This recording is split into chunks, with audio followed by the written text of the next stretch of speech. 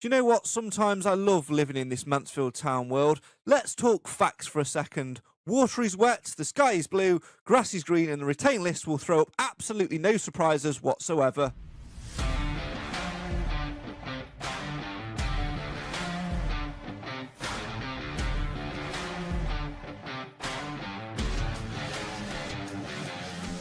Nigel Clough said there'd be 3 departures, and 3 departures they were, as the Stags bid farewell to Victor Adeboyejo, Dom Dwyer and Aaron Lewis.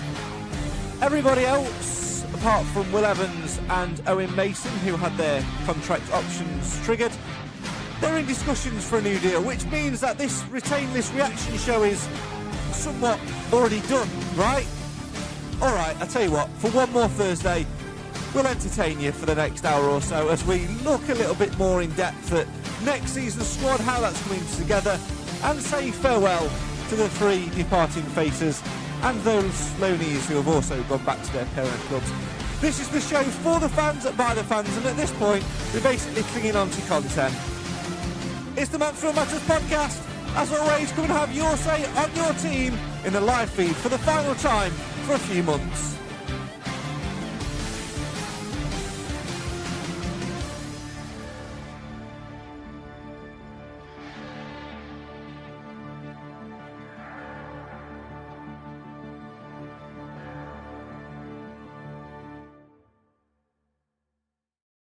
I mean, I genuinely don't know what I am going to do with my Thursday nights once we've stopped doing this after tonight. What are my Thursday nights going to look like? I'm going to have to start watching old box sets or something. I don't know.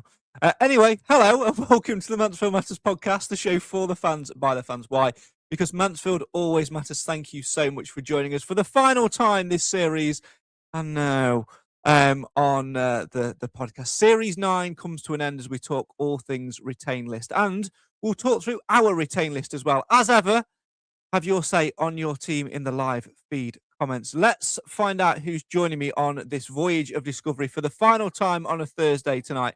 First and foremost, let's head over to somewhere in the middle of nowhere.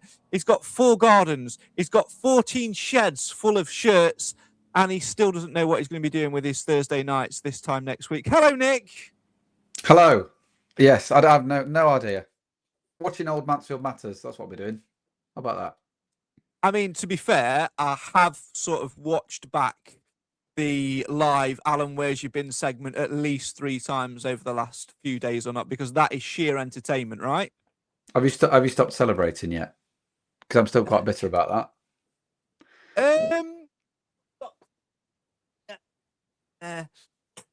No, there it is. I didn't even see it there. I didn't even see it. There it is. Look. Yeah, there it is. Alan, where's you been? The champion trophy. That will take pride of place. But we'll talk more about that later because we've got somebody else joining us this evening. Someone who's been a little bit absent of late, but he's back. And in typical Blind Stag fashion, he was very late to the podcast. He even wrote it into an AI song at the start of the season to say the Blind Stag's late. Let's say hello and good evening and welcome to a man who I've missed, but I haven't missed because if he was around more often, he would have probably poxed his way to winning Alan Where's You Been. As it happens, he's let me get my first trophy in 35 years of living. Hello, Mr. Edge. Evening. See what happens. I don't come for a while and all of a sudden Craig's picking up trophies. How times change, eh? I mean, I don't know what you're trying to say, mate. I mean, because I am fully, as Nick will tell you, I am fully deserving of the Alan Where's You Been trophy. First and foremost, how are you? Because we've not seen you. This is literally the first time that we're talking because you came on 2 seconds after I pressed go live. Yeah. Are you all right? Are you recovered?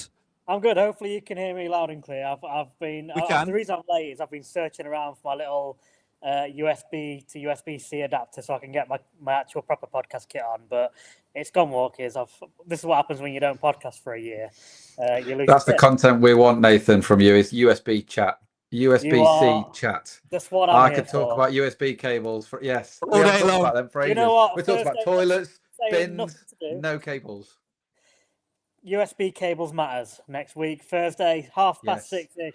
We'll be here. Summer podcast. I like it. Hello and welcome to the latest chat of USB-C Matters, where tonight we're going to be talking about the 1.5 USB 3.0 adapter, which goes from a Windows XP to a Xbox 360. It's no longer where's your bin, it's where's your cable ties. I mean, that is great content, and we might play a game of it later on in the show. You know, if we're struggling for content, why not? As always, come and have your say in your team of the live feed comments. Let us know your thoughts on the retain list. Nathan, before we delve into the retain list, obviously you weren't with us on Monday when we had the live finale in the garden when we were doing the end of season review cast. I know, because I know you were going to come for the food and then just disappear at the start, weren't you? That was the plan, wasn't it? I thought about it because Emma had work in the evening, so I was stuck with the kids basically. But I had till about 6 o'clock ish, so I thought. Well, no, it's about 5:30. So if I just turn up and have the buffet, that's me happy anyway. So, season job done, all good. But yeah, I mean, Nick's delighted that you didn't come because Nick basically laid claim to the entire plate of sausage rolls, right? Yeah. You basically would have done what Clive did. He came for a bit and then sat at the top of the garden playing with the dog. So you'd have been all right. You'd have been amongst like-minded people. It's fine. Yeah, there you go. Just keeping the dog happy, which is all that we needed on Monday when Alan Where's You Been descended into chaos. But there you go. My actual question, Nathan, was obviously you weren't around for the end of season review podcast. You know how it works. We've been doing it for 9 years. Nice nutshell. Sum up the season from Nathan Edge's point of view, then, and your thoughts on it.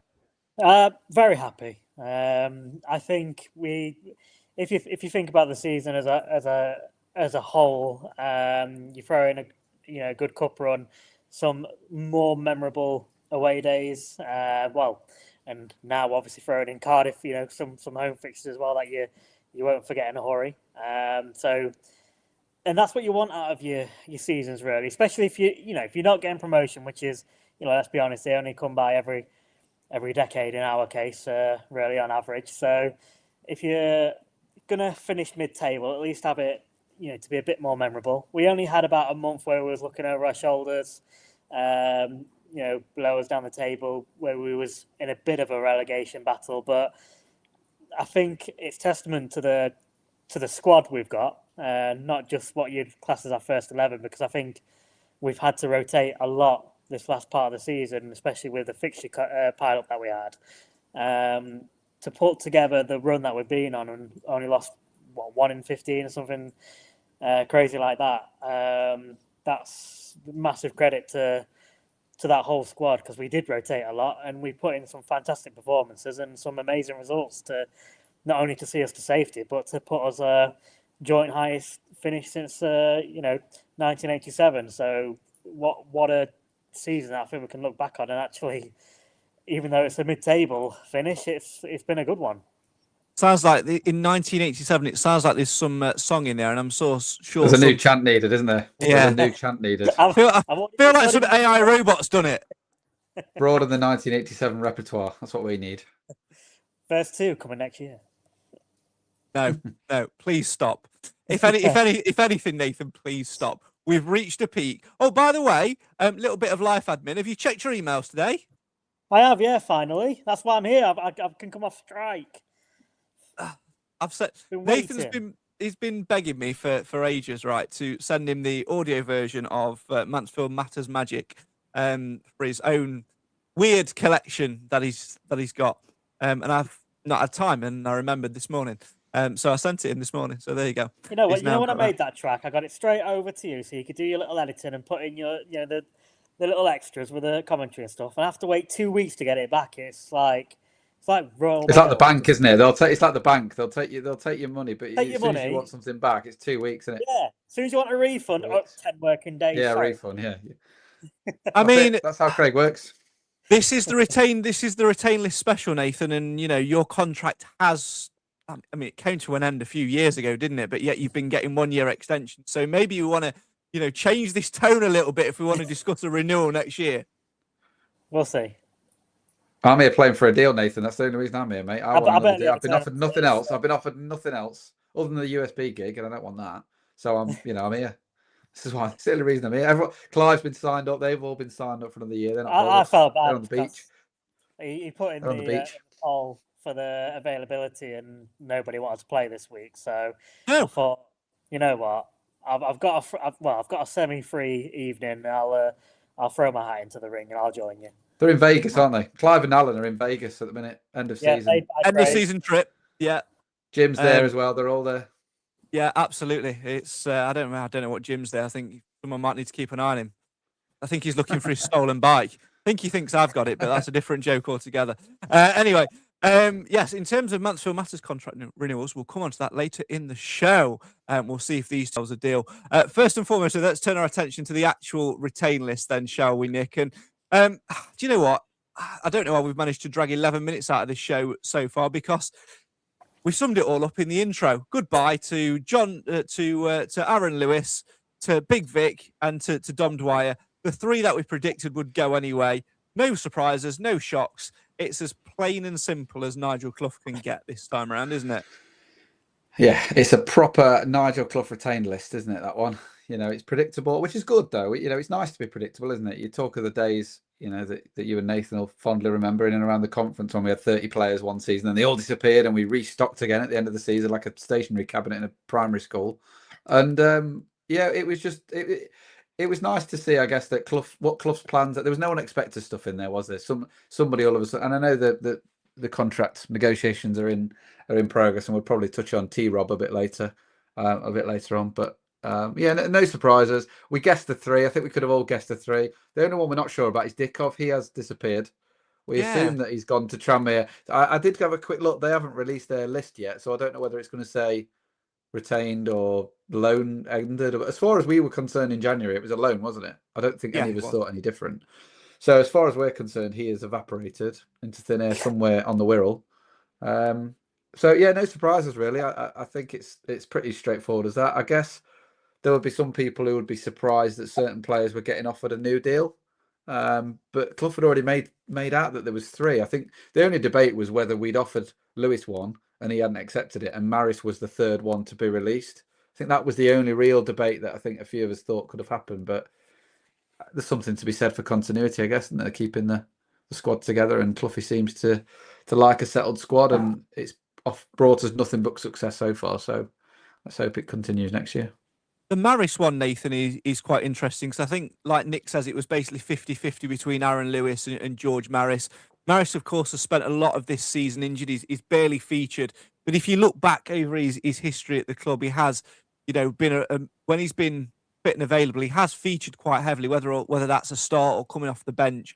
And Nigel Clough seems to like those long-termers around him. And alongside Stephen McLaughlin and JB9, he is, one of the longest-serving players as well. So where would you sit with him? Do you think he's good enough to stay with us in League One if fully fit, or do you think it's more of continuity and liking keeping the old guard around him? So maybe he's good on the dog walk. Yeah, maybe it's all about Bobby, and that's Bobby's retain list, just to keep him Maris. But no, it's a tricky one for him. I was probably in the camp of expecting him to move on this season. It's tricky because we know he has got the talent. He does. Over the seasons, he has popped up and got us some really important goals when he's fit and playing.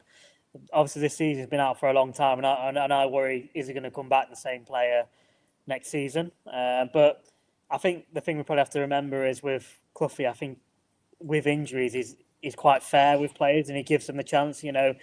Some managers might have given up on Rhys Oates over these last couple of seasons with the injuries he sustained, and what a loss that would have been for us. So I think it might be an element of that where the club are trying to be fair, looking after him, helping him sort of recover, getting back sort of fit and playing. And then we see where he is next season. If it doesn't work out, maybe he'll move on in January. If it does, then it's good we've got another sort of another squad player in that midfield, which if we need to call up on him, we know he's got the talent there. So I can see the thinking behind why Cloughie will have, kept him in the building. He obviously must be a decent person to have around as well, in order to keep him around for with the circumstances of him being out so much. So We need to strengthen in that area. That's for sure. But yeah, I expect him to go, but I'm not overly concerned that he's staying. He's not one that I think he's not good enough. It's just whether he's going to be fit enough. The interesting point on that, though, Nick, is the fact that, like Nathan mentioned there, Nigel Clough has historically been fair to players that have been out injured. You know, he gave a lot of time to Elliot Hewitt. He gave a lot of time to Rhys Oates. He's done similar with other players as well. And if George Maris can look at those two players in particular and sort of learn from the way that they've handled themselves in terms of coming back into the squad and almost repaying a debt, for want of a better phrase, then I think he will have a good challenge and he will probably bring a good attitude with him. Yeah, I think Clough set a bit of a precedent as well, doesn't he? That Maris will be looking around thinking, well, he did that for those two. You know, why am I any different? And I guess the only thing is that we are all thinking that he'll sign a contract. I mean, you think he would because he's been injured and there's a bit of uncertainty. But you know, if another club offers him more first team football, because I still don't think he's a starter even when fully fit, in my opinion. Clough might see different, but but I hope he does sign, and I think Clough likes to keep people around, doesn't he? But it's that faith that the players know that if they do get injured, the manager's going to stand by them. That must be quite a good atmosphere to have. And we've all worked jobs where you don't know, there's no certain, you might not have any certainty in there, and you're always thinking about your future. Whereas as an injured player, if all you've got to worry about is concentrate on getting fit and not thinking, well, is the manager going to bid me off in 6 months? That must be a big weight off a lot of the players' shoulders, and maybe that's why we're seeing the likes of Oates and Hewitt and others come back from injury so strong, because they haven't got another eye on thinking, well, the club's just going to bid me off, or I'm not going to get a chance when I get back. So maybe that has played into the reason why we're getting so many people coming back from injury and still looking good. I think the other argument as well, Nathan, is people are saying, well, George Maris hasn't really featured a lot of the season. He's been available-ish for maybe like the last 4 or 5 weeks of the season. I know he played a little bit in one of the reserve games.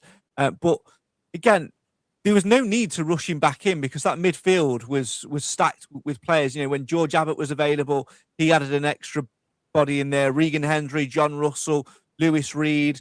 He had Aaron Lewis available and did play him a little bit before we sort of got to the point where we didn't need him. So we had options in there. We didn't need to rush him back. And actually that might, go in our favour, because we've seen it before, haven't we, where we've rushed players back for the sake of having them back available and it's backfired. And maybe Clough is erring on the side of caution when it comes to George Maris. Yeah, there'd have been absolutely no point. Like you say, we had all those players there who were being rotated well and all in pretty good form. We had nothing to play for in a sense of, we were safe from relegation, couldn't reach the playoffs. So, in that sense, there's no need to rush him back. I think it was more about, like I say, getting himself fit, getting into the reserve games where he can, and if he does take on, a new contract with us, then we'll see. We'll get to pre-season, and that'll be when he'll be back in, the proper matches leading up to league football, hopefully. So there would have been no need for that. So, but I just think it just again, continuing on to what sort of Nick said there, it's about. I think it's Clough's way. It's his man management. It's again the same with Aikens. A lot of people would have washed their hands with him, but he came back. I think the club and Nigel himself sort of have really eased him back into it. And I think for the last sort of 10 or so games, he's been another one of the outstanding players for me. Of how well he's actually played, a player his age and the shifts he's been putting in and the minutes he's played. He's another player. All right, wasn't coming back from injury, but he's still coming back away. You're coming back from time out. I think that just shows what sort of management style Cloughie is. And I just think the other week, who was it? The Leyton Orient manager, Richie Wellens, yeah. Yeah, Richie Wellens, all that thing about them not sort of staying on the pitch with the kids and stuff after the match and telling them to get off because they've got nothing to celebrate apart from staying. This is why I would so much I want Cloughie to sign an extension, because that for me shows a complete different way of managing, and I would much rather have Nigel Clough's style of management in our club than his, just for that reason. So, yeah, Nigel Clough is very much that sort of family man. He looks after him, and most of our players now have got young kids as well, and that is a big draw to people, which I'm sure might play into our hands a little bit later on. Let's take a look then at the confirmed squad list then so far for next season as it stands. So Liam Roberts contracted until 2027. Everybody contracted of these is contracted till 2027, apart from Dave and Fraser Blake Tracy, who've got till 2028. Liam Roberts, Kyle Noyle, Ryan Sweeney, Bailey Cargill, Rhys Oates, Fraser Blake Tracy, Harry Lewis, Nathan Mariah Welsh, aka Little Nobby Welsh, Dave, Lewis Reed, Regan Hendry, Luke Bolton, of course, Will Evans and Owen Mason. We don't know what their contract length is because they've both had their options on their contract activated for next season. Discussions currently underway with Elliot Hewitt, Stephen McLaughlin, Lucas Akins, Jordan Bowery, George Maris, Tyler Roberts, and Anthony Nunes. Nick, looking at that squad on paper, there's a few sort of names in there, isn't there, in the discussions underway where you hope that they sign on the dotted line, because if they do, they add some real quality and experience. It's pretty much the old guard, and I don't think the discussions will be much beyond. We'll give you a slight increase in pay. This is how often you'll play. This is how I want to play. You know you want to stay here. I think the discussions are going to be, where's the pen? Where's the paper? Let's get it done. They're not going to be lengthy, are they? Really? I wouldn't have thought so. And I think for the first time in a long time, you look at our manager and you just go, whatever you want, Nigel, it's the right call. A few times we'll question other managers, and I don't think there's really any question Clough. You know, I would happily question whether Hewitt and McLaughlin are good enough in League One. But it's one of those things where, for me, if Cloughie says that, you know, they're the right people to have in the building and they'll add a bit of quality coming off the bench or whatever, then so be it. I think, like I say, most of that list will be a yes. I think it'll be just, you know, where's the pen? Nunes, it's nice to see we're sticking, you know, and Mason as well. To be fair to Nigel, you could easily say, well, we've got Harry Lewis. What do we need them to for? Nunes is obviously going to get a bit of experience. I think Mason, it'd be nice to see him get a bit of a high level loan. Maybe try. I don't know if he's quite League Two standard, but whether he can try and get a top half National League loan or a League Two loan would be nice. The big one for me is Tyler Roberts. I know it says discussions underway, and I think you've probably got the graphic available for this, but his message, unfortunately to me, read, "See you later." I know we briefly discussed this, but the fact that the last line is, "I pray for nothing but great things to come your way," you know, you say that as you're walking out. You don't say that as you walk, you know, as you're potentially coming back. The only thing that we said, Craig, wasn't it? Well, or I suggested it could be a bit of agent posturing. You know, when you really want to buy something, you don't want to tell the person who you're buying it from that you're desperate for it. Otherwise, they'll just hike the price up. So I get it that he might just be pretending he's got a lot of other options and, you know, see you later, guys, because I've got other options on the table. So Mansfield offer him a bit more money or a better deal. I've got no clue. But the disparity and the difference between that and the Russell statement, you know, Russell's stood there with his kids walking towards the camera and Roberts is walking away from the camera.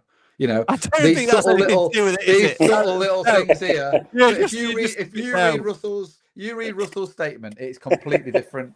I'll come on to Russell. What does he end it with? We'll come on to that in a minute. Like, let's look at Tyler Roberts' one then and see he's going. I mean, he's off. Tyler Roberts' one reads, "Mansfield Town, after a rough few years, you've made me fall back in love with the game. I'm forever grateful for the constant love, confidence and support you have shown me. From the fans to the players and staff, I have so much appreciation for you all. Getting my enjoyment and smile back has been priceless. I pray for nothing but great things for you to come your way." You're essentially saying that's like Deirdre from her account saying, "Been lovely to work with you all. Keep in touch. All the best. All the best." It's all the best, isn't it? That's what it is. All the best. All the best. Yeah. I'm never going to speak to you all again. It's been lovely working for you. I might keep an eye on, you know, what the company's doing on LinkedIn, but honestly, I couldn't give a fuck.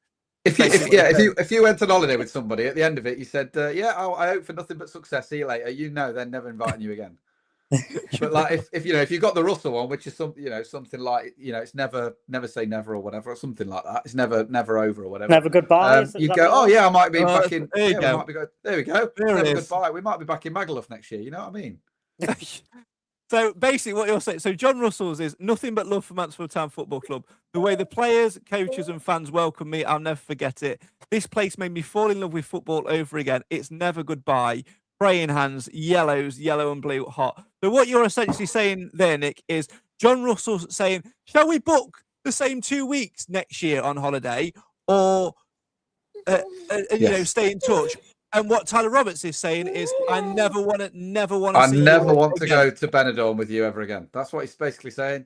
We're booking the Canary Islands next year. Don't bother. But Russell wants to come with us. He's like, I'll, honestly, when I'm back, get me back in the group chat. I'll book again. Here's my passport. He sent you his passport already. Tyler Roberts Russell's with Clive in Vegas right now. Yeah, he is. Russell's with Clive in Vegas, and T-Rob has left the chat. He's gone. Let's put it another way, shall we? John Russell's chucking his keys in the bowl. Tyler Roberts is going, you bunch of weirdos. Correct. And that's we want those car key people in the bowl. That's what we want. Yeah. That's what Clough Get your keys in the bowl, Get kids. Them in the bowl. You're either in or you're not. Get the keys in the bowl. Yeah, exactly. You're one of us or you're not. You know what I mean? Nathan, what are you making of their statements now that you've been mauled by the dog? Is that a new guide dog, by the way? It is, yeah. He's like, if you're coming on here, I want my time on camera. So yeah, that was him. Does he get a fee now? Does he get his fee for that? He'll be asking for it. I've got Craig's email now. I'll ping it through later, the request and all that. Pin the invoice. Send the invoice. I just pass it on to Janice from accounts. We've already established that she's done one. No, she ain't coming back. She's in Vegas. She's in Vegas. She's gone. She's with T Rob, wherever he's gone. No, I think you're probably. I think Nick's probably right. Unfortunately, it could be a bit of agent posturing, but reading between the lines, John Russell does sound a lot more positive that he's going to be here, and Roberts does sound like it's goodbye. Otherwise, it'll be like, I pray for more like good luck coming our way, not your way. That's yeah. You know what I mean? He don't want to be here, does he? We're not good enough for him, Nathan. That's what it is. It? But let's no. go. I mean, he is championship quality, isn't he? That's to be fair to him. If he can stay fit, we've got him fit, haven't we? That's what we've done. We've got him fit. Yeah, we've done the hard work. So hopefully wherever he goes, he'll put in a good word, and he'll at least send us a good loan player or two. What we've done is we've seen talent in the young apprentice, and we backed him, and we've given him a training course. We've put him through all of his qualifications, hoping that, one day he'll move in and take over the role of like CEO or whatever. And what he's done is he's got cheers for my qualifications, cheers for my education, cheers for the foot up. I'm off now. I'm off to the rivals. We've given him a training course at Curry's PC World. He's off to Dixon's. Oh no. I mean, if he signs for someone in the same league, I will be pretty annoyed. If he goes a bit higher, fair enough. Someone in the same league, I would throw my dummy out of the pram. The thing is, I did say to you, didn't I, Craig, that the agent, if I was his agent, I wouldn't necessarily be telling him to sign for Mansfield. I'm not going to lie. Like, he's going to have better offers, isn't he? Probably more potentially successful clubs, and they're going to go, well, you got Leicester maybe, Sheffield Wednesday, I don't know, Bolton, bigger teams in this league that probably offer him more money and have got a better chance at success. The only thing is he has fell in love with football again, which they both weirdly put in their posts. But unfortunately, it's probably going to be money, isn't it, with Roberts? I think we're in Russell's ballpark, aren't we? I think Barnsley and us. I don't think of that far apart, but 10, 11 grand a week or whatever it was at Birmingham. I mean, he's not going to want a pay cut. He's in the prime of his career, isn't he? He's not going to want a pay cut, and we are not paying probably almost double what everyone else is getting paid. I just can't see it. I'm sure we'll offer him something, but it won't be probably what he wants, unfortunately, or what his agent wants. The question is, though, Nathan, is do we gamble? Because someone of his quality, a little bit like when we in League Two with Davies Keeler done, can be the difference between sitting in mid-table and flirting with 10th or whatever to actually, pushing on and finishing 5th, 6th, getting a playoff berth, and maybe even, tickling the armpits of promotion. No. To be quite, for me, no. I think. Cheers, Nathan.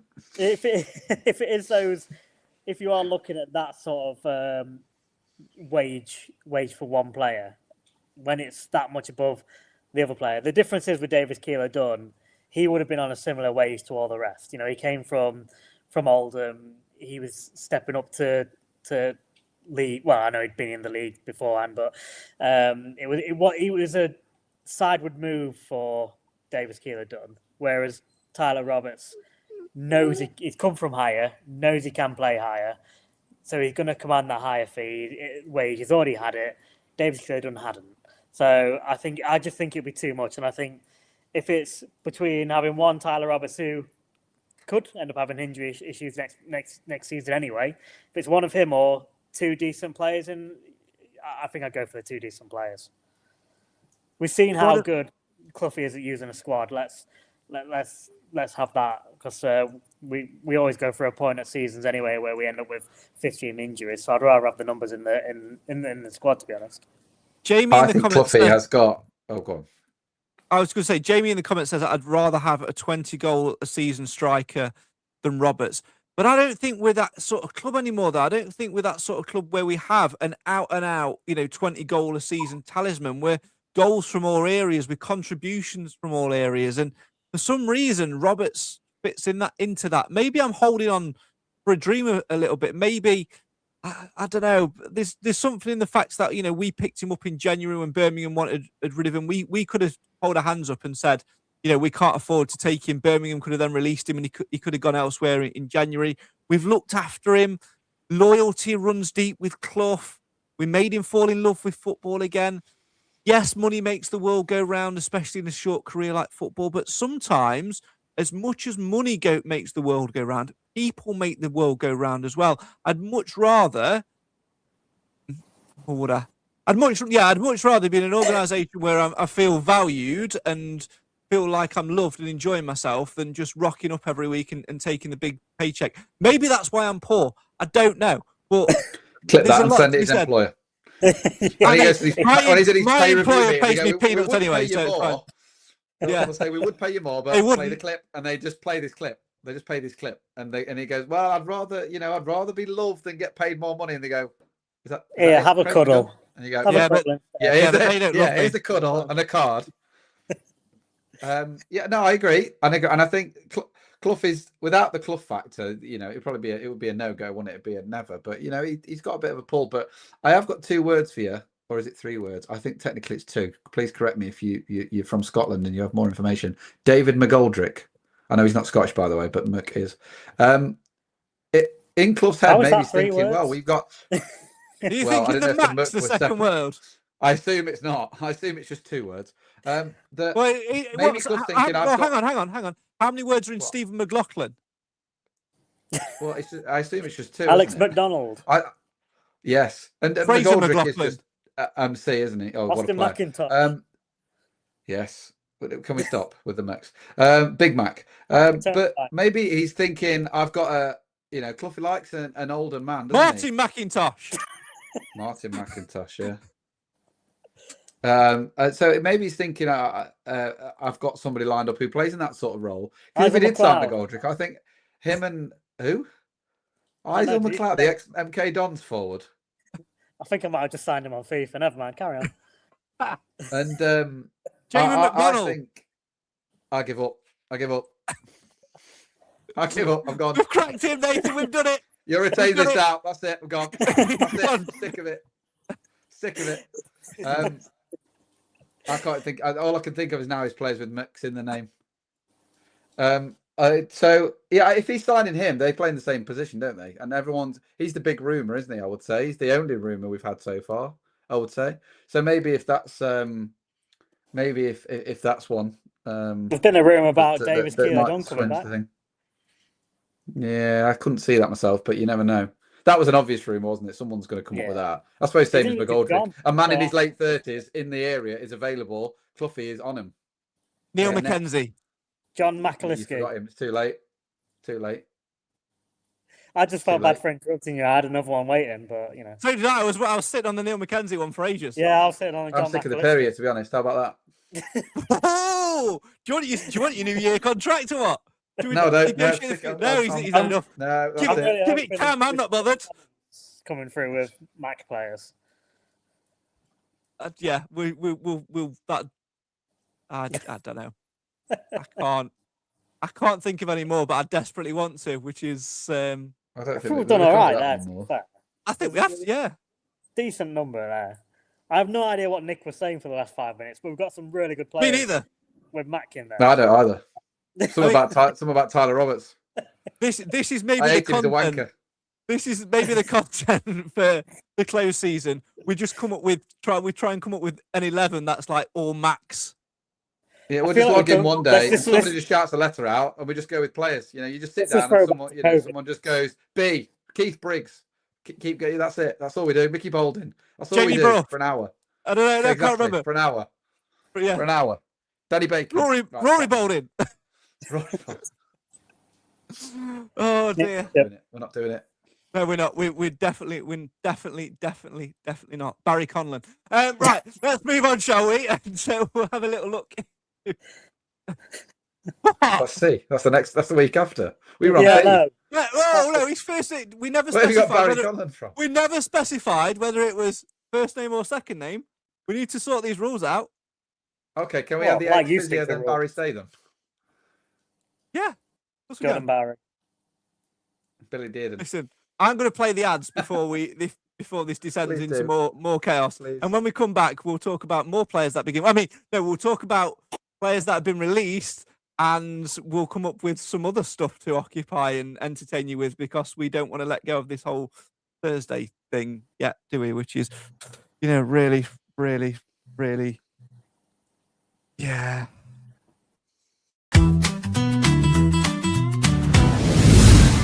Protect what matters most with Actifire Limited. Your trusted local fire safety experts in Nottinghamshire. Proud sponsors of the Mansfield Matters Podcast. From fire extinguishers and alarms to emergency lighting, pat testing and risk assessments, they've got everything you need for your business to stay safe. Affordable, reliable, professional. Because when it comes to fire protection, there's no room for compromise. Call Actifire Limited today or visit actifire.co.uk. Be ready, be safe, act now. Actifire Limited, proud sponsors of the Mansfield Matters Podcast. We're the Mansfield Matters crew, making podcasts just for you. Some show up, some disappear, but the Stags bring us all here. Through the ups and downs we stay, talking Mansfield Town every day.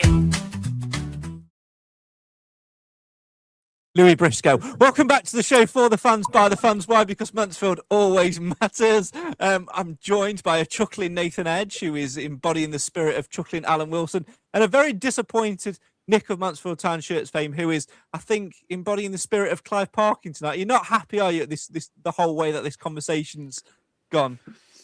It's a shit idea. A shit idea. Right, let's move on to talk about what we were talking about tonight then.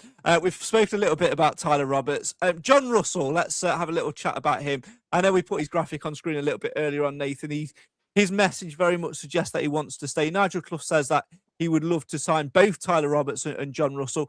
For me, Tyler Roberts is 50-50, like we've sort of mentioned. There'll be plenty of other clubs sniffing around, but like Nick mentioned earlier, Nath, John Russell is very much a Mansfield fit and would very much be, no disrespect to Aaron Lewis, but an improvement on Aaron Lewis if we're talking about one out, one in. Yeah, I have to laugh about the Aaron. I mean, he's been a good player for us, but there's been a graphic circulating on Facebook and X and stuff over the last couple of weeks about him leaving. It's saying Mansfield Town star player. I mean, I like him, and he has been a decent player for us over the last few seasons. But stretching it a little bit. But no, good luck to him. I think he will go on to still be a decent player for, League One, League Two club. But John Russell for me would be an upgrade. Like Nick said earlier, it's more of a realistic outcome. He's been at Barnsley before us. He's probably sick of us taking 3 points off them whenever we've played them. So it's understandable why he's come down to us, at Stags. But I'll be honest, I didn't actually rate him very much at first. I remember, I think it was Burnley away. I was thinking he was a bit lazy. He wasn't really putting in a full shift. He wasn't sort of closing down like the rest of the players, and it was kind of makes me think, is he going to be one of those players that's fully committed? But I think over time he's definitely grown on me. Obviously scoring goals helps. That always wins fans around regardless. But I do think the last few games in particular, he's shown a bit more the quality that a lot of Barnsley fans have said that's there. A lot of them were disappointed that he did come out on loan to us. So I think he's definitely worth giving a shot for given a 2-year contract and seeing how we can get more out of him over the next couple of seasons. I mean, he must have grown you in some way though, because you included him in the Mansfield Matters song. So maybe he went full 360 on you. Let's have a look at Aaron Lewis though, shall we, Nick? And obviously talk about those 3 departures. 3 seasons at the club, plenty of appearances, 43 appearances, including starts and subs this year, 1 goal. 46 the previous season, 2 goals, and 44 in his first season with us. And we can see on screen, a couple of his stats as well. But like Nathan says, no disrespect to Aaron Lewis. He's very much been a squad player. And if we're looking to improve and push on next year in League One, I think it'd be unfair for him if we were just to sort of keep him around. He's the type of player that is a very good player for a certain club. He's a young enough player to go on and have a good enough career. It's the right time for him to move on elsewhere. And I think there'll be no shortage of clubs, in League Two, possibly a couple of League One clubs. Certainly a lot of non-league clubs would love to get his signature as well. So he won't find it difficult to land on his feet. No, I don't think he will. I think you're right with the League Two. I think for me, he's more of a League Two player. He's never established himself in the side here as he's had fits and starts where he's been really good. Usually at the start of the season, you think of the promotion season with the goal at Accrington, and in and around there he was phenomenal. And then after that, he just sort of died a death and didn't really play. Although he played a lot of games, he didn't really get involved that much. And he hasn't had the impact this season when he's been coming on. Even his corners have been a bit poor. And that's sort of one of the things where you look at when little Nobby Welsh plays, his corners are far superior and his delivery is far superior than Aaron Lewis. So kind of don't know on that part what he brings after that. So I don't think he's a massive loss, but I think he will go with the Stags fans' blessing. He'll get a good club as well, I'm sure, whether it's upper end of League Two or lower end of League One. But I think we all saw it coming. I mean, I don't know if he's been injured recently. He just hasn't been playing, has he? I don't know whether he's been injured or what, but there was a few times where you think, well, we've been short and he still hasn't brought him on. So you think, well, it's probably curtains. So yeah, we wish him all the best and he'll move on somewhere else. I think for me, Nathan, the key stat is if you're looking at what type of midfielder he is, industrious, gets stuck in, tries to win tackles, percentage-wise, in terms of team play, only 52% of tackles won this season. Only 6 successful dribbles, 4 yellow cards as well. I think when we're looking at stats-wise, we need to be looking a little bit higher than that. We need to be looking for someone in that position that's going to win 65, 70, 75% of those tackles, because that's the way we play a little bit more. And unfortunately, we have to move players on to be able to improve. And that's one thing Nigel Clough does very well, which is when somebody goes out, they're only replaced by better. Yeah, I mean, also I was slightly surprised at how many appearances he's actually had this season. But I think in some ways, I think he's kind of, to be fair to him, he's probably one of those players that do go under the radar a little bit because he is trying to do that more nitty gritty sort of work in the midfield more so than necessarily like you have George Maris who will pop up with more of a goal threat and assist, etc. So, he is that more of an industrial midfield type player. But like I said, I think we probably just need a little bit more for League One. He's been a decent enough squad player, and I'd imagine he's probably been another sort of decent personality to have around the squad, because to a lot of players, when they're not playing week in, week out, it gets a bit sour. But for him to have remained for this long, I'd imagine he would have been all right with it. But it's just got to a stage now where he probably wants more first team football, and I think it's the same for a lot of those other team players in the discussion section. A couple of those are aging a little bit. So you look at Aikens, Bowery, and a couple of others in there that they're going to be more of a squad player going forward. But at their stage in their career, they're probably thinking, I haven't got long left. I want to be playing as much as I can. So maybe a step down to League Two or I don't know why. I just feel like Lewis is going to end up somewhere like Stevenage, but I think either way, it is the right time for him to move on for his career, and I think for us to free up some spaces to try and strengthen in those areas to just try and go a little bit further and improve for next year. Let's talk, Nick, about two of the players that came as no surprise in terms of leaving. And let's start with the American Dom Dwyer, who at the start of the season, everybody had pegged to be their leading goal scorer. First and foremost, as we put the graphic on screen, has he had a fair crack of the whip this season, or did we sort of realise early doors that actually his contribution last season, 4 goals in 9 appearances, was due to the fact that our squad at the time was so poor? It maybe shone out a little bit brighter than perhaps he was in terms of the transition that we've had this season.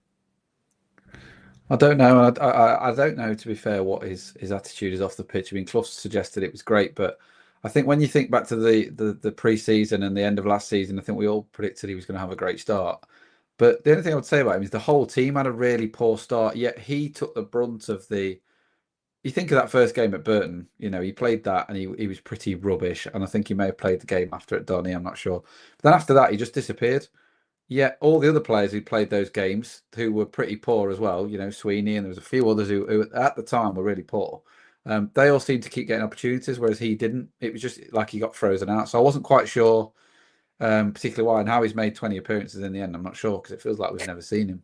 5 starts, only 5 starts in that. Yeah, it just felt. And that also includes the Tim Pot Cup as well. Yeah, he made a couple of appearances in that, and I think one of the games that didn't help him, I didn't go to it, but there was one of the home. I watched the away one at Huddersfield, but I think there was a home. Was it the Newcastle one? Yes, it was, where he played. And my dad said penalty. It was one of the worst appearances he'd seen. Like, he was horrific, and it wouldn't be the first time that Clough's had. When you look back to the Quinnies, the Quinny boys last season in the FA Cup at Stevenage. They both played that game, and then other than one game at the end of the season, that none of them played again. That was it. And it kind of like that was Dwyer's Quinn moment, was that he played that game, he was utterly shocking, and never played again. So he's probably only got himself to blame, but I don't think, and I think Clough kind of alluded to it early in the season, Dwyer didn't suit the high pressing one up front that we've started playing. He very much at the end of last season was getting a bit of space in a 2, finding a bit of room with Evans, and getting some goals. And this season he just hasn't. He's not the right man. You wouldn't sign him if you needed to play the one up front system we play, would you? The high pressing, you've got to have legs, you've got to run around, and he just hasn't got it. So fair play to him. I'm sure he's going to go and play somewhere else, and if he's got any sense, he'll go back to America rather than staying here. But we'll see where he ends up.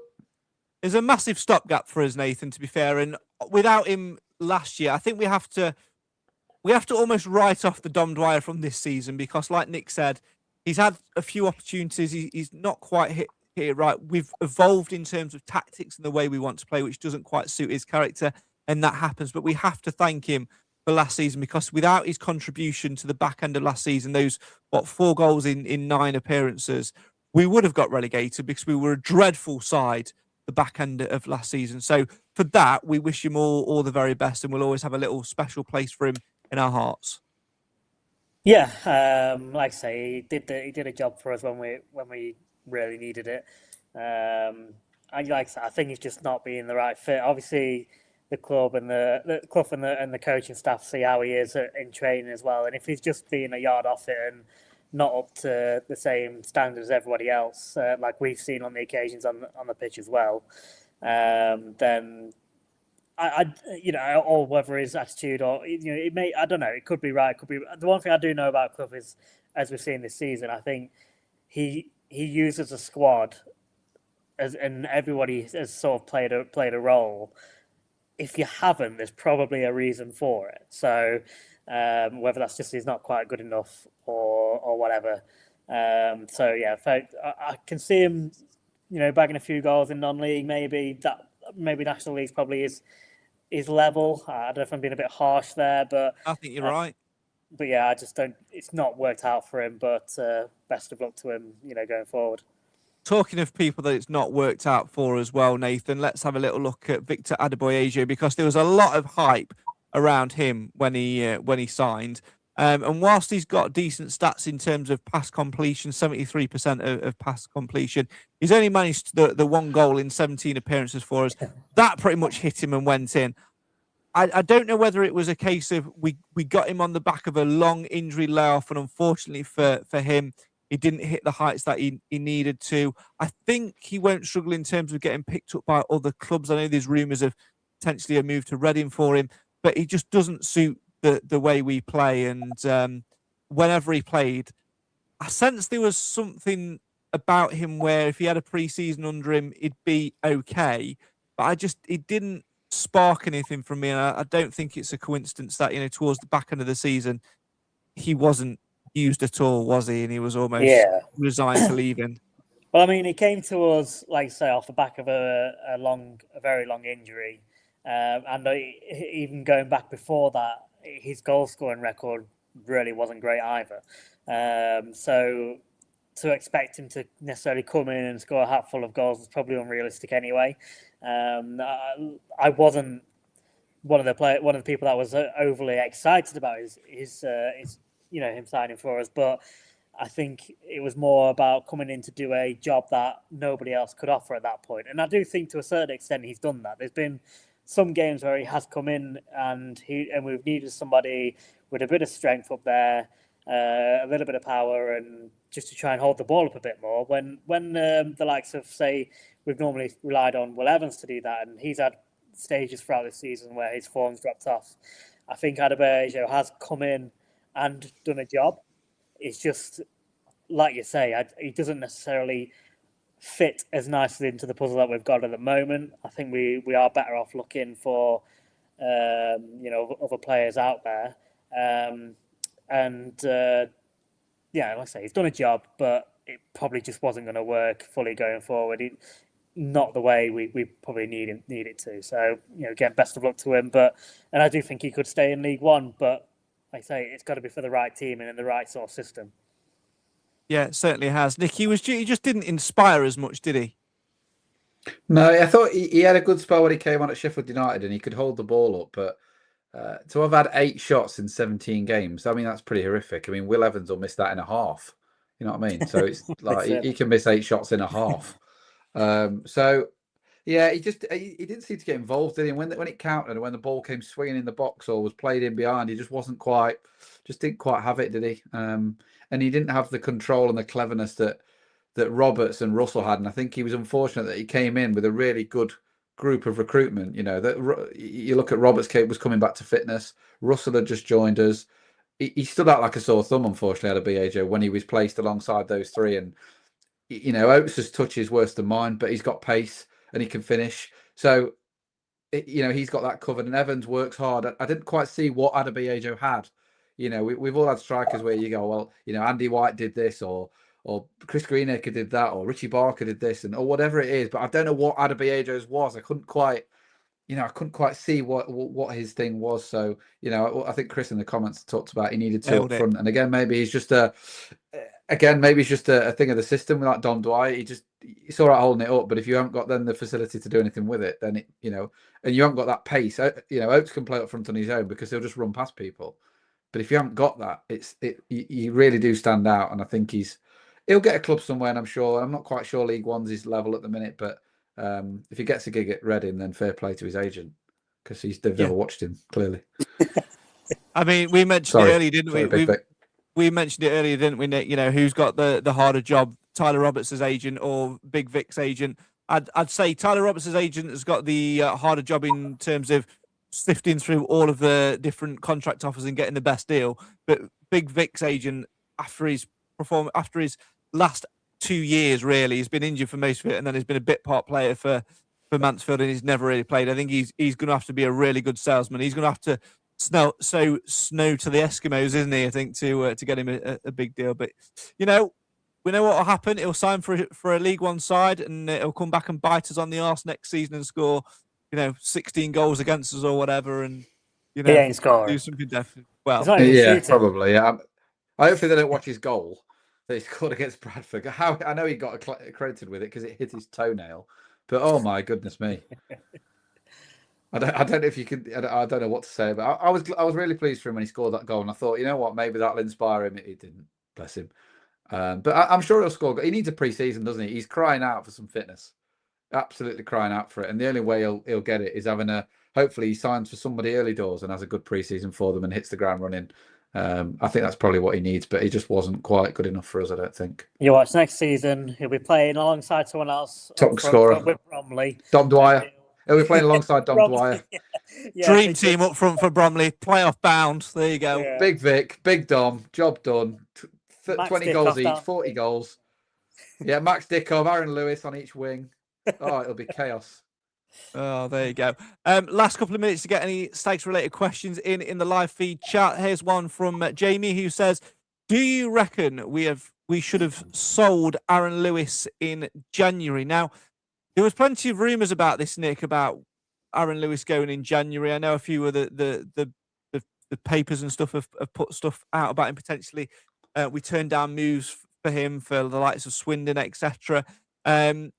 I think the thing is in January, if you think back to then, we'd lost James McDonnell early doors, which we knew we were going to do. Yes, we signed John Russell, but he still wasn't 100% fit. We'd signed George Abbott, who wasn't 100% fit. Nigel Clough needed to keep him around in January just in case, didn't he? And, Clough is always edges on the side of caution when it comes to January. So I think we probably missed a trick in not selling him because we've let him go for nothing. But I'd rather us be cautious and get nothing at the end of it than sell him and have a big gaping gap. Yeah, I mean, if we sold him, say, 30 grand and got relegated, it wouldn't have been worth it, would it? But, I think Jamie's point's right. We probably should have sold him in January, but you can't predict that. I mean, what's our injury rate like? It's mad, isn't it? Clough knows that better than anybody else. He knows we have this random horrific run after Christmas, so he's probably thinking the last thing. And Aaron Lewis, he takes all of our corners, or he did at the time, and he can play wing back. So I think Clough was thinking, if I lose him, I could be losing potentially a couple of positions worth of cover. So, albeit, yes, I think Jamie, yes, he should have been sold in the summer. Hindsight's a wonderful thing, isn't it? And we probably, we might have done. If we'd have gone on a terrible run, we'd have said, "Oh, I wish we'd have had Aaron Lewis." With 6 months left on his contract, he goes for free, but it is what it is. We wouldn't have got a lot, would we? Let's be fair. No, it'd have been, I reckon, about 10 grand max. With 6 months left, they're not gonna. No club's gonna come in and offer a huge amount, knowing that it's going to be. And he wasn't starting that much either, was he? No, he wasn't even playing that much. So I think you're right. I don't think we'd have had a lot, but I can't remember the last time we sold somebody in January. I don't know. Somebody will tell me, I'm sure, but I can't. Well, certainly under Clough, there hasn't been many that I can think of where someone's left of their own free will and not out with us. I can't think of any. He normally buys, and it's a buying month for Nigel, it's normally a top-up month for normally a loan month, see what's happened. Yeah. Well, yeah, usually, to be fair. Clough's had some banging Januaries, to be fair, bless him. But yeah, yeah, and I think you could class this January as successful with George Abbott, who's played a few decent games, and if we do keep Russell, then that was a good window, I guess. But no, we don't. He doesn't sell in January, really, does he? So I don't. His shop's usually very much closed. Would you try and get George Abbott again next season on loan again, like a full season? That leads me nicely to my next question from Stags Chat, who says, "Who would you like to see come in next season?" So maybe Nathan, you answer your own question. George Abbott, yes or no? Well. If I think if there's an option for a loan, then it depends on what his injury's been lately. Because obviously he seems to have just disappeared. So if it's quite a bad injury, then I'd say no, because then you're hoping he's going to recover well, come back, and pick up where he's left off. So in that case, no. But yeah, it's a tricky one with him, I think. I'd like to see Joe Gardner come back for at least 6 months, Nick, and give him a little bit of a gamble, because if you can get that headache situation sorted out, there's a really good quality player in there who can play in a number of positions. Yeah, and when he came on Saturday, bless him, I know he was absolutely knackered. You could tell he wasn't really fit. He ran around like a madman, didn't he? If you compare him to TikTok, who also came on at roughly the same time, he just poddled around. I know he scored. Wait, who's I still TikTok? don't know how he keeps scoring. Only Iro. I still don't know how he keeps scoring, Iro, bless him, but he does. The thing with Abbott is, I think as fans, I can't justify saying yes and then be the same fan who in 6 months' time is moaning when all of our squad's injured, when we're saying a player that spent the 90% of his time with us injured. I can't then say, how can I say now, oh yeah, we should definitely sign him, and then be sat here in November going, bloody hell, Clough, stop signing injured players. I think we need to try and get players who have not got that injury record. And his injury record screams at you, doesn't it? That's the problem. Now, if you get him on loan, maybe that's not as much of an impact. But if in our midfield we've got a Maris who's potentially injury prone, we've already lost Aaron Lewis. You bring in Abbott who's potentially injury prone. We don't want to be left with the same three midfielders week in, week out playing. But if you didn't gamble on an injury, if it wasn't for injuries, we wouldn't have had Tyler Roberts this year. No, but I think he's the gamble. If you can gamble on any injury, I'd rather gamble on Roberts than Abbott. But he might have a pre-season at Spurs and then they offer him back out. But I'm not sure. He was a good player on his day. I just don't think we ever saw anything more than probably 60% of what he could do. Needed a bit more of a run out and, like say, avoid an injury. Yeah, he did. See what he's capable of. He was a good player. Definitely a good player. Certainly was. Right, well, we'll keep our eye on all the summer dealings and we will, of course, bring you right up to date with them when we come back at next season, I guess. And, no, I don't think I want to go either yet.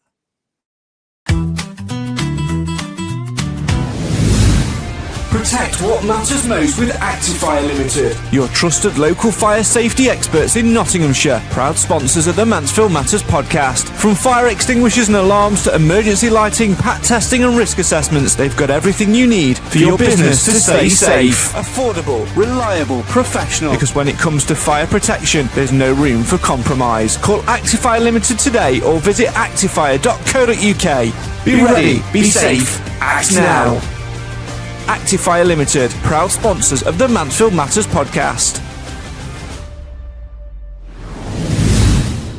We're the Mansfield Matters crew, making podcasts just for you. Some show up, some disappear, but the Stags bring us all here. Through the ups and downs we stay, talking Mansfield Town every day.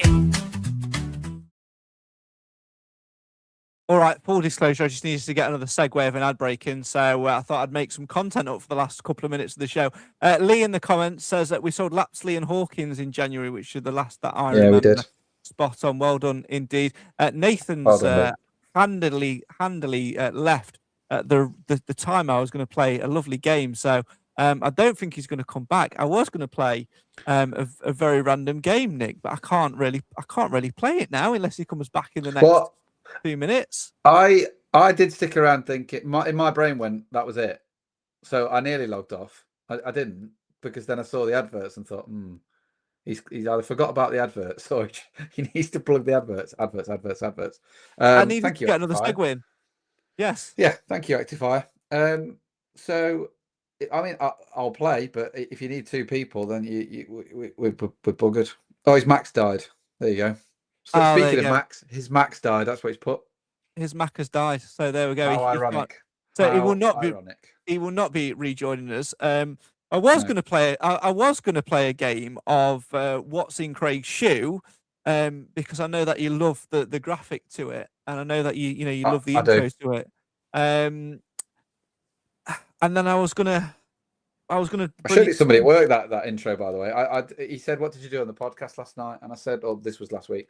And I said, "Well, we played a game of What's in Craig's Shoe," and he did an eerily, and I said, "There's a jingle for it," and he literally just looked up and he went, "Is it something like What's in my shoe?" And I went, "Hold that there," and I showed it him. He was surprised by the production values in this podcast. I mean, I've never played it with one player before, but I'm tempted to. What do you think? Should we play it with one player, just for the sake of playing the jingle? Why not? Absolutely. Go for it. What's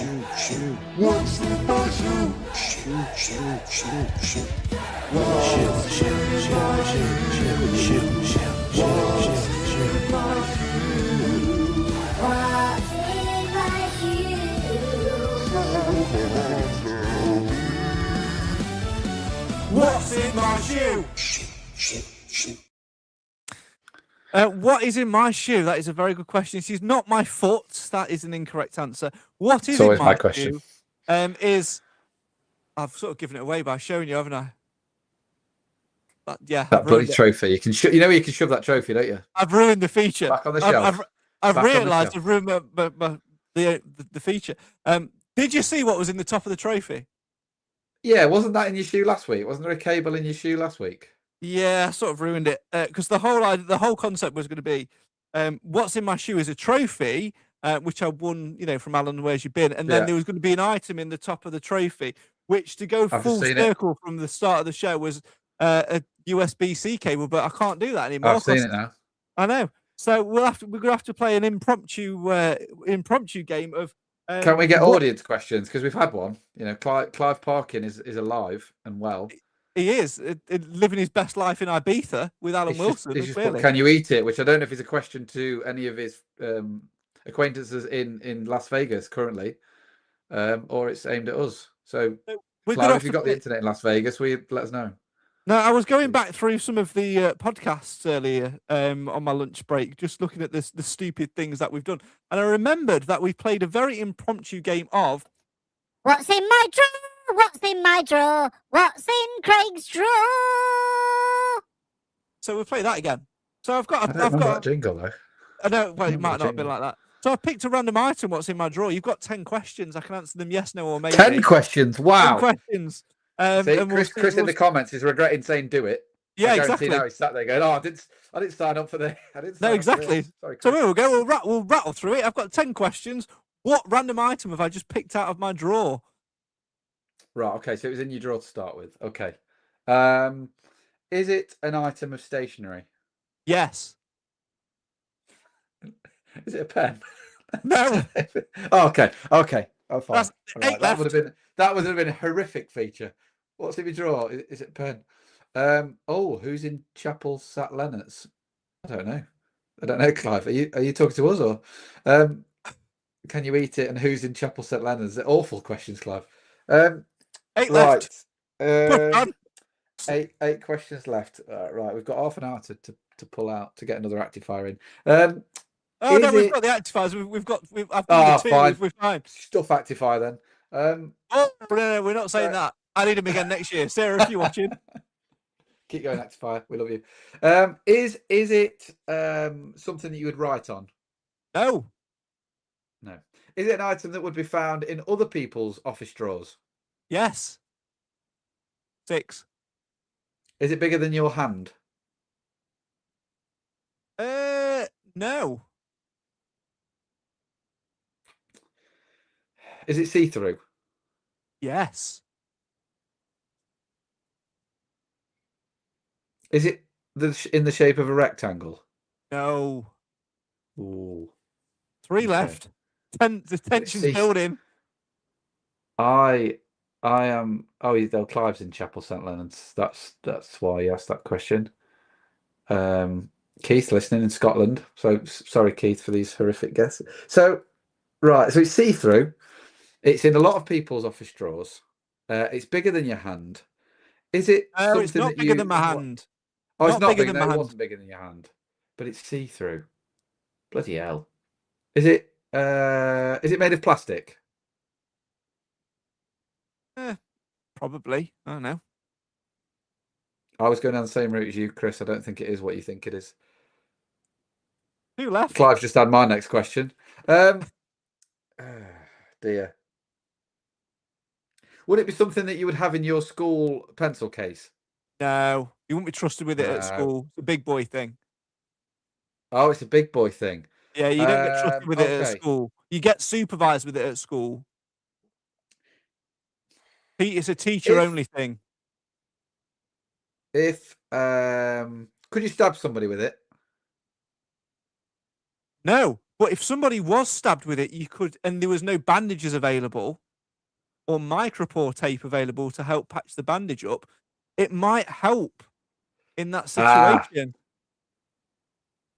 Okay, is it a dispenser? Is it? Have I run out of questions? You've run out of questions, yeah. Oh, balls. No, it's not balls. Is it sellotape? It is sellotape. Yes, get in there. Get in there. You didn't think I was going to get that, did you? No, I didn't. I thought you were going to go with Pritt stick. We didn't get supervised with sellotape, did we? Yeah, of course you did. Listen, you choke on it, can't you? And you can wrap it. Kids at school wrap it. The Bronx in New York. Yeah, I mean Reddith. So yeah. Pretty much. Oh right, well, bloody hell. Yeah. Exactly. But people can sort of wrap it around the hand, can't you? People used to wrap it around the hand and sort of, make the hand Yeah, go still and stuff. I was thinking ruler when it was see-through, and then yeah, I should have.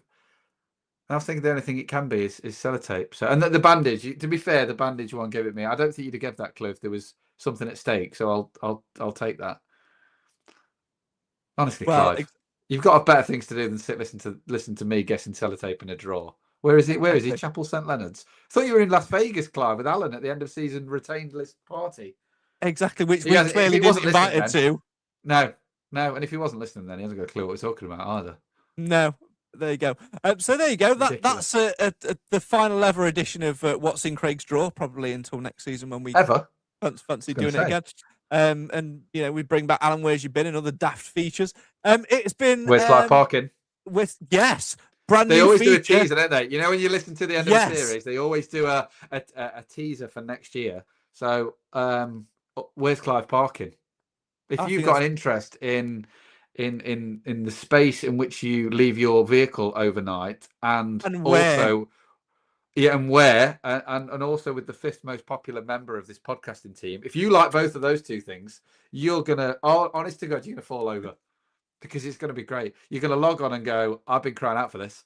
I love parking spaces and the ergonomics of all the different ones around Nottinghamshire, and I love Clive Parkin. Well, have we got a feature for you next year? Stick around. All thanks to Big Tone. All thanks to my dad. Thank you. Honestly, thank you, Big Tone, for that. What a bit of genius content creation idea. Where's Clive Parkin? Basically, Alan, Where's You Been? But Clive hosts it, and it's not bins, it's cars, and it's a play on his name. Honestly, this is where we're at. This is exactly why we don't want awards, and this is what we're going to do. If you think this is bad now, if you think this is peak bad now, you wait until the first podcast back when we've had 2 months of not doing anything on a Tuesday or a Saturday, where we've been sat in the group chat thinking of absolutely bonkers ideas. You just wait, because it's coming, right? The end of season show is going to be quite good, isn't it? Because the bin one was quite easy to do, wasn't it? Because you could just line 3 bins up. We're going to have to find, we're going to be down Asda, aren't we? Just in a few spots. No, I've got it. We take the camera out into the drive. Paint some lines. We take the camera out into the drive. Clive sits in the front of his car, hangs out the window, Harry Redknapp style. Job done. Got it. There you go. We've got it. Everyone wears like traffic warden outfits. Sorted. Yeah. Easy. I know what you think it is, Clive, and I haven't got my phone available because I'm using it as a camera. I can't do the jingle. Clive. A very good idea is what it is, Clive. A very good idea. Right, that is almost all we've got time for. And I can see you all and hear you all going, thank God for that. Thank God they've done. Thank you so much for watching and listening all throughout the season. This season has been a bit of a mad roller coaster one for us, because out of the blue from nowhere in sort of September, we got nominated for a Football Content Award and quickly showed the world why we should never win an award with features like, that. But it was great for us to have that a little bit of recognition. We're doing this for 9 seasons now. It'll be our 10th series next season. We might be back in the closed season with a few stag stories, maybe. We'll have to wait and see. It's also the 40th anniversary of the Freight Rover Trophy next year. So there's a potential series in that. We'll have to wait and see. But it's been brilliant to share Thursdays with you. It's been brilliant to interact with some of you on a match day when you come up and said hello to us. It's still genuinely as bonkers that people who we've got no idea who you are come up and say, enjoyed watching the podcast or enjoyed listening to the podcast. It's absolutely brilliant. So we'll see. And thank you to you, Craig, as well. It's very important to say to people, as they already know anyway, because he usually wins a landslide vote, that without Craig there is 0 podcast, because every time like somebody joins, my headphones turn off. So that's me out of the way, because I'd be just going off on and off. Alan has now got headphones, but I don't think he'd be setting it up. That is the greatest thing we've done this year. That's the greatest thing we've done this year. Give Alan headphones, yeah.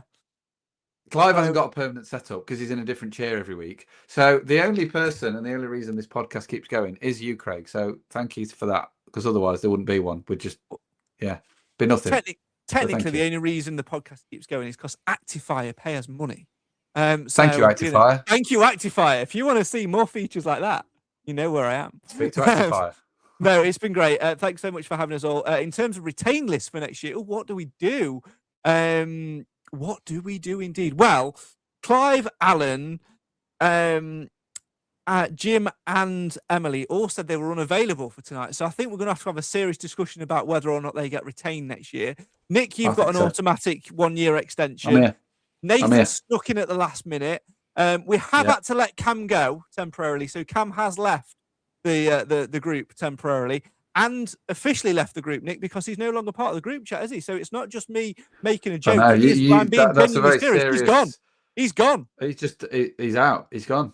And yeah, the retain list just shocks some people, but you got to make these decisions when you're a manager like you, Craig. You've got to sometimes make these decisions, and just because everyone's been telling you for the last 10 years to do it, it's happened. So we've got new signers. We've got Emily. She's been on loan and now she's joined permanently. Got new signings galore, and Clive's gonna have to play his way into favour. You can't just not turn up and then disappear to Chapel St Leonard's. Yeah, Las Vegas, wherever we said he was.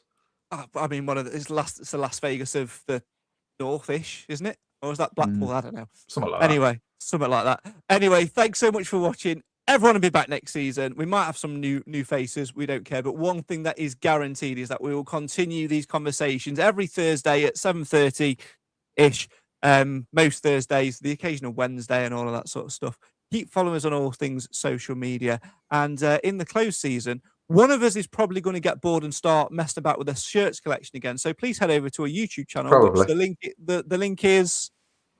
It's just Mansfield Town shirts everywhere. I will at some point. I do promise, but I end up doing other things, and then that's it. You've lost me. Then once I've started doing something else, you've lost me. See, this is the difference. I keep turning up here. That's all that matters. I'm here, aren't I? I'm here. Exactly. That's all that matters. This is the difference between. It's all that matters. The difference between me and you is you've got a genuinely serious job and a daughter to look after. I've got a semi-serious job and no responsibilities other than a dog who is fast asleep on the sofa right now. So I can genuinely just sit and make stupid jingles and come up with stupid content ideas, and I'm all for it. Thanks so much for watching. Thanks so much for joining us. We'll see you next season, and of course, we might see you in the close season if we get bored and arrange a stag stories. Follow us on all things social media to find out when. I guess there's only one thing that I can leave you with before I do the outro, and it is Nathan Edge's genius creation, because it might be the only time we can play it, because he referenced a player that's no longer with us in John Russell. Let's hope he resigns. Time for a little bit of Mansfield Matters magic. Yeah. See you next series.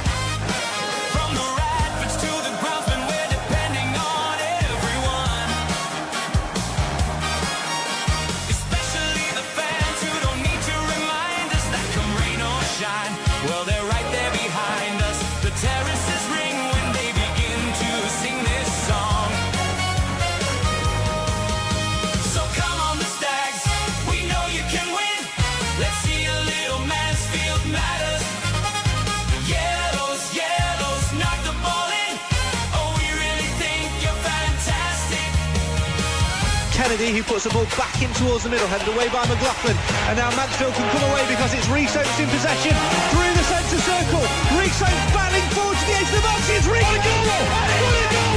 It's Rees Oates! And it is magic from roadrunner Rees Oates, who split open Colchester United and sent 3 defenders. Watch this! Bang! 25 yards out. Great strike. What a great goal. Roadrunner. Vivian.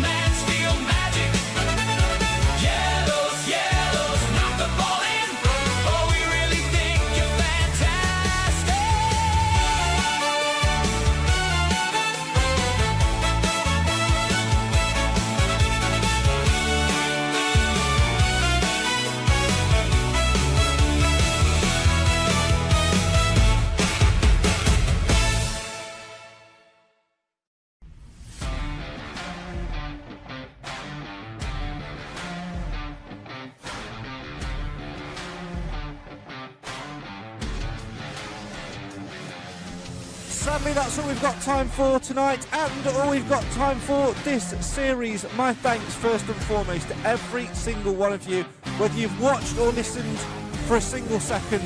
Your support means absolutely everything. And of course, my thanks to the Mansfield Matters podcast panel, to Nick, to Nathan, to Clive, to Alan, to Jim, to our newest member Emily, and to the temporarily departed Cam. We will see you again next season for Series 10. And I can't promise that there'll be an Alan Where's You Been or another daft feature. Let's face it, there probably will. What are we going to do for the next few weeks then, the next couple of months? Well, we're probably going to go on a holiday, and at some point we might get bored and bring you a Stag Stories. 99% that will probably happen. So make sure you follow us on all things social media to keep right up to date. Thank you so much for your support this season. We'll see you again next season for Series 10 of the show for the fans, by the fans. Why? Well, if you don't know by now, what is the point of you even watching or listening? It's because Mansfield Matters, of course. See you next season!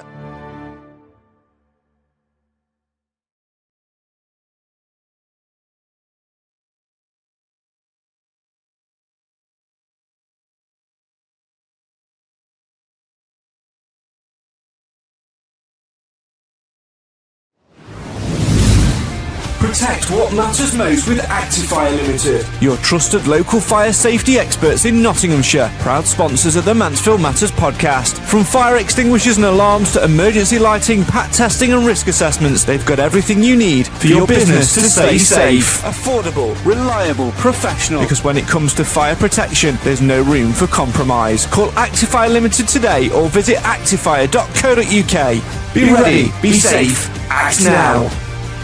Actifire Limited, proud sponsors of the Mansfield Matters podcast.